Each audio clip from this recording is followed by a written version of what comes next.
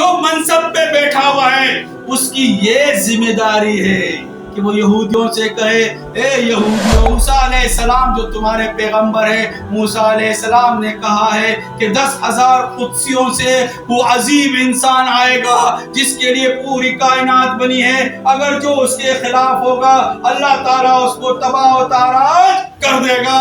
آؤ جی آؤ، وہ مشترکہ ذات کون سی ہے؟ کوئی خدا کو تو سب مان رہے نا، کوئی خدا کہہ رہا، کوئی رب کہہ رہا، کوئی جو ہے اس کو ایک کہہ رہا ہے، تو کیا کہہ رہا ہے؟ اس کو انکار کس سے کر رہے ہیں؟ ذات محمد سے کیا جا رہا ہے نا۔ ہر پیغمبر، رسول، ہادی اور رہبر نے سرکار دو عالم صلی اللہ علیہ وسلم کی شان و مدحت بیان کی ہے، تو وہ شان و مدحت کو آپ نے پیش کرنا ہے۔ آپ جوان ہو، تحقیق کرو، نیٹ موجود ہے، گوگل موجود ہے، سرچ کرو اس کے اوپر، آج تو ہر چیز آ گئی۔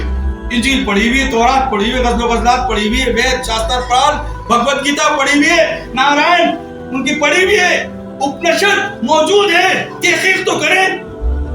بھئی الحمدللہ انگریزی آتی ہے آپ کو، زبان سے آشنا ہے، مادی علوم رکھتے ہیں، تھوڑا سا روحانی علوم کی طرف آئیے۔